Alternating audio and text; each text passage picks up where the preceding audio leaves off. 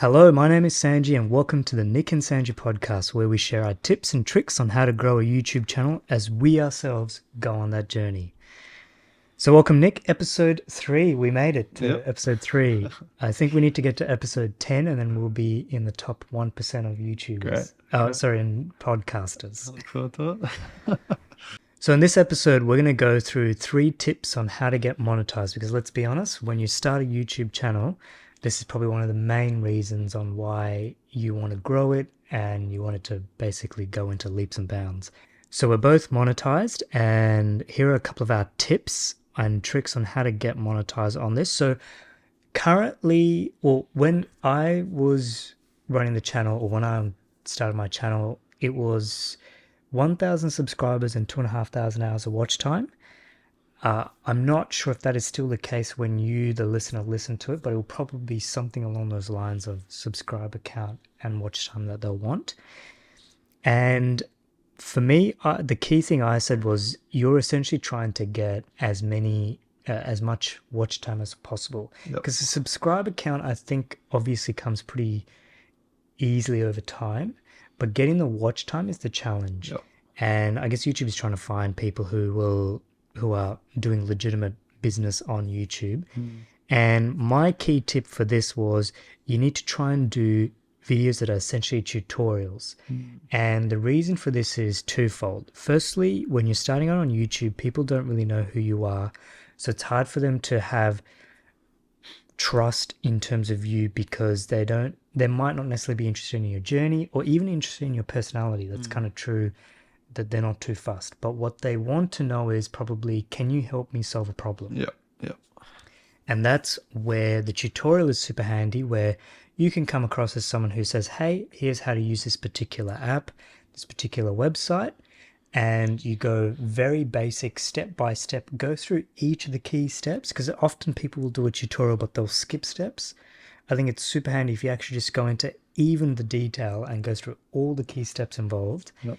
And that helps in 2 ways. Number one, it helps you with retention. Yep. And also helps you with video duration. Yeah. Because if people will watch a long video following you go through the whole process, that's super handy for watch time. Yep. YouTube notices that and also will help promote your video because YouTube wants you to watch. YouTube wants people to stay on their platform for as long as possible. Yep. So if they see videos being watched for a long period of time, they love that. 100%. So that was my main one, was actually just put out a tutorial because no one needs to trust you. They just need to know how to use that app or website and they will follow you all the way to the end. And then over time, as you do more tutorials on topics, they'll gain trust and then you can start to talk about other things. Yeah.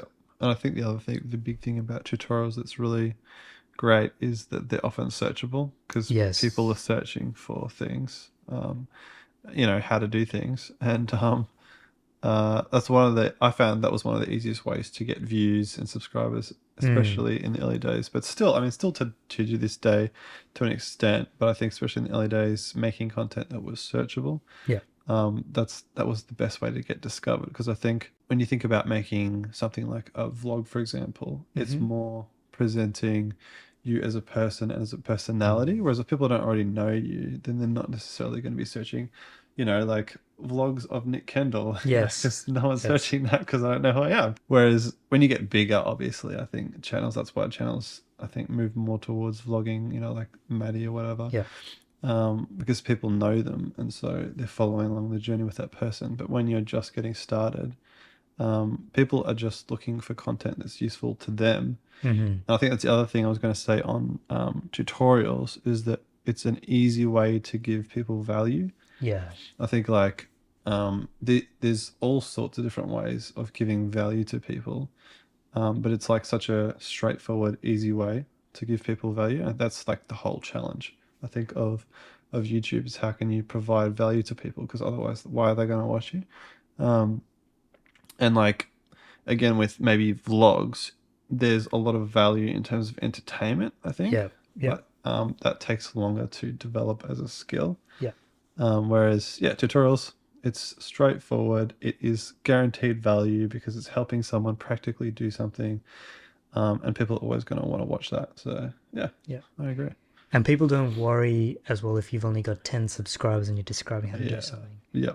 Like I've watched various videos on people explaining something that had less than like 100 subscribers, Yeah, but they showed me exactly how to do the problem, solve the exactly. problem, and I Exactly. appreciated that. Yep, definitely.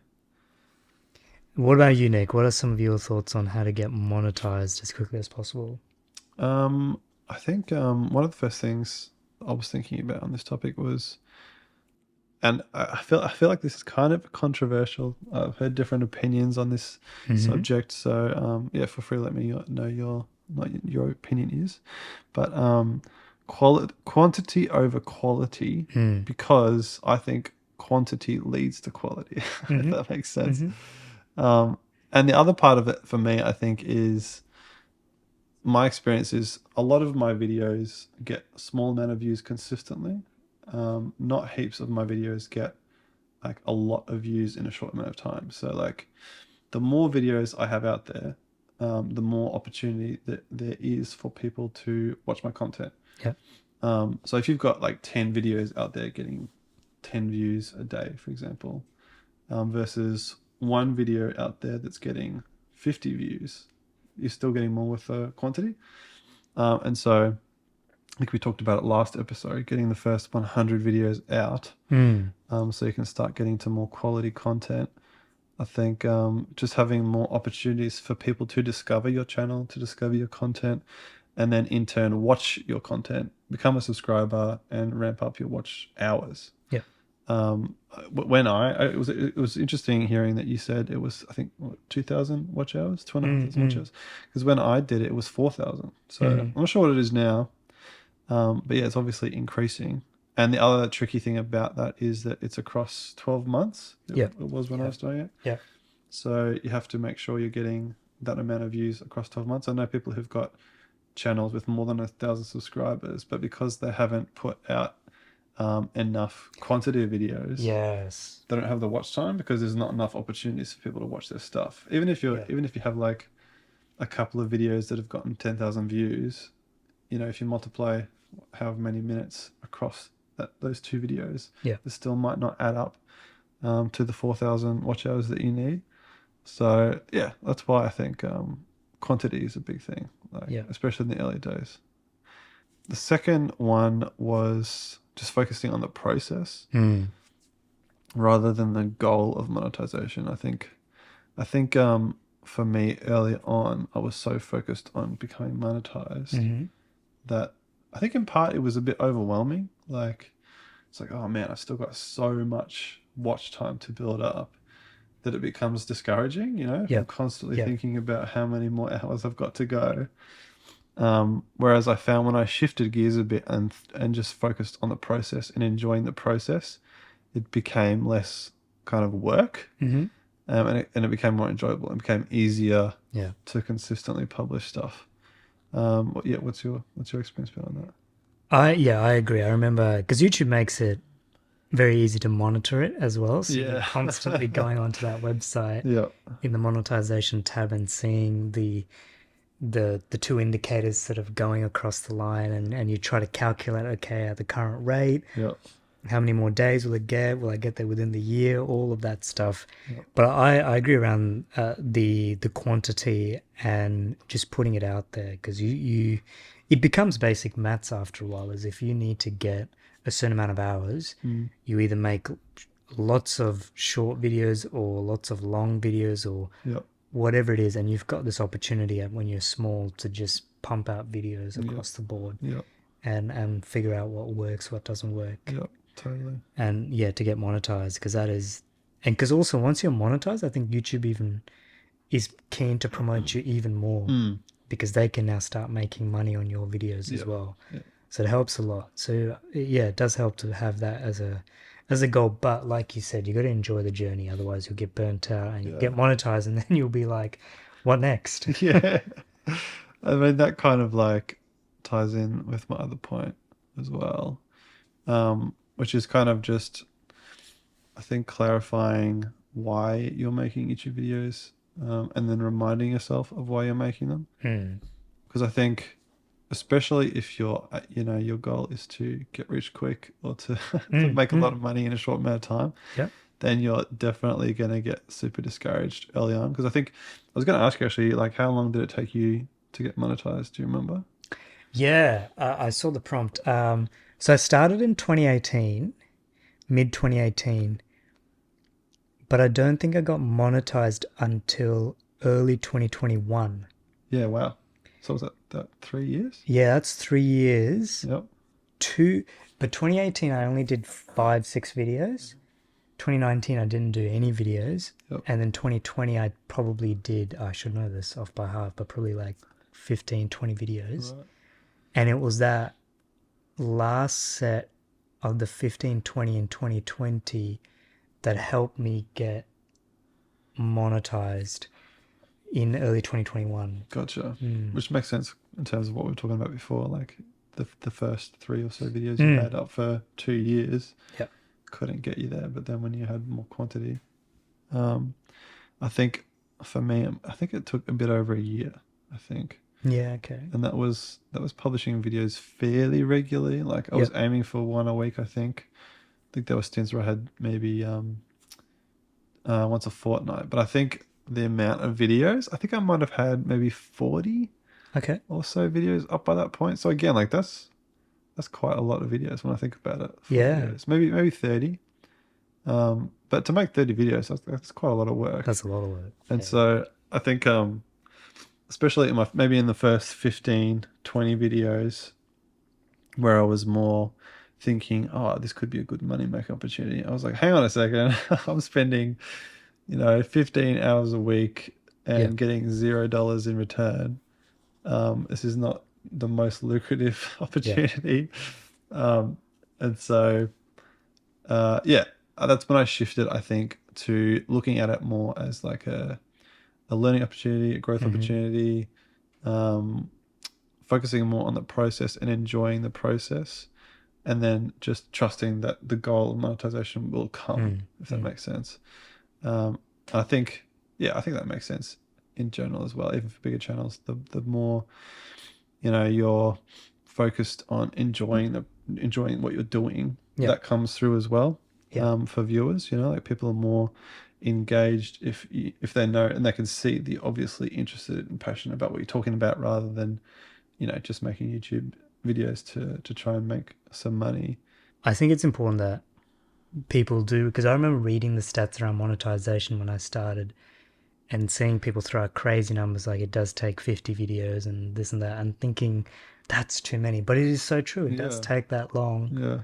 Because really, maybe 10 of your videos will actually carry you through. The other 30, 40 videos will not do that much to help you get monetized. Yep. But you need to do 50 videos to find that 10 that will give you the watch time, will give you the subscribers, gives you that momentum. Yep. So it goes back to what we were also talking about in episode 2, which is around, you just got to pump stuff out. Yeah. And be okay with it. And I agree with your quantity over quality. I think there has been a study on this around, not necessarily a study, but a couple of university professors have tested this out, where they said to people either make, I forgot what the exact project was. We'll make sure we leave a link in our show notes when we do show notes.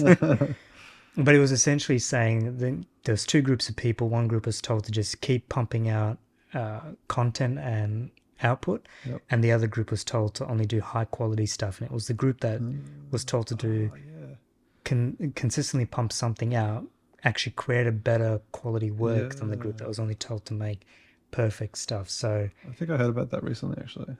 Yeah, so the key thing around YouTube or any kind of internet content creation is just get it out there, hit record, just do it. Yep. Have a bias to action, and then over time you'll learn and optimize for that. Yeah, 100%. All right, well, there we go. So on to recent channel learnings. This is where we talk a bit about some things that we've picked up from our own channels specifically, and wanting to share that with you as you're going on your journey to grow your YouTube channel. So Nick, what's your recent one? It looks like it's on something around hooks. Yeah, just the power of hooks. Again, I think that's something I've been thinking about more over the last 6 months or so. I think previously I was aware of it, but not paying as much attention to it as I probably should have. And when I say hooks, I just mean the first really probably the first 5 to 10 seconds of the video, through to maybe the first 20.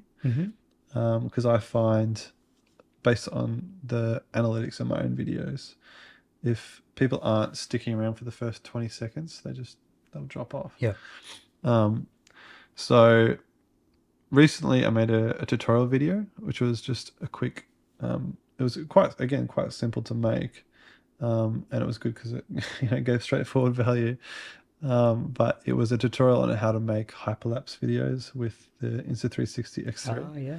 And right at the very beginning, I had a quick, probably maybe 8 seconds, maybe a bit less, 6 seconds, of actual hyperlapse footage. And it was, I might have made it quick and dynamic and with some like pumping music. And it's gone to my top 5 fantastic best intros based on my data. And I think it is just because there's probably 2 parts. One is, now I think about it, one is the fact that you're giving people what they clicked on straight away. Yep. So like, it's a hyperlapse tutorial. Okay, here's some hyperlapses. Okay, he obviously knows what he's talking about. Yeah, and this is what I wanted. Yeah, this is what I clicked on, and I'm seeing it straight away. Yeah. And then I think the other thing is just that it was dynamic. Like it was quick, fast shots, hopefully interesting subjects, as opposed to typically I'll intro just with myself talking to the camera, which is definitely not as engaging. And I've looked at my analytics, and I've found that a common theme in my better intros is having B-roll. Yeah, okay. Like within the first 2 seconds even. Yeah. Like I might start with like a couple of words from myself so that people know that I'm there. But even then, I don't think that's necessary. Like I've got the voiceover in the background, but cutting straight to something that's relevant to the topic you're talking about, and making it more dynamic, because I think talking heads are very common a format of video, and so people are used to seeing it. And they also want to immediately see what value you're going to give them, because you can't see the value that a person's going to give just by looking at them. You know what I mean? Yes. So yeah. What's your experience been with hooks and that kind of thing, intros? It's very relevant. I like how we sort of prepare these separately. We do see each other's, but I put mine in as short, sharp intros. Oh, right. Okay. I think it's basically the same thing. Yep. So I'll speak about it from a talking head point of view, because we do. This is good because we have different types of channels. Yeah. For personal finance and investing, I've found, as like you said, you say what the video is going to be about. Yep. And you make it very clear and you get straight into it, is what my takeaway has been. So I've now tried to do it within the first 30 seconds. Right. I say to someone, in this video, I'm going to talk about this, so let's get into it. Yep. And sometimes my intros are too short, but I have seen in the comments where people will say, really appreciate how you just get straight to the point. Yeah, right. And I do think in a talking head video around personal finance and investing, no one really cares about you. Yep. They're sort of like tech stuff where they're just like, just tell me what I need to know. Yeah. So I appreciate that, but I do think I'm very informative in sort of saying this is exactly what I want to talk about.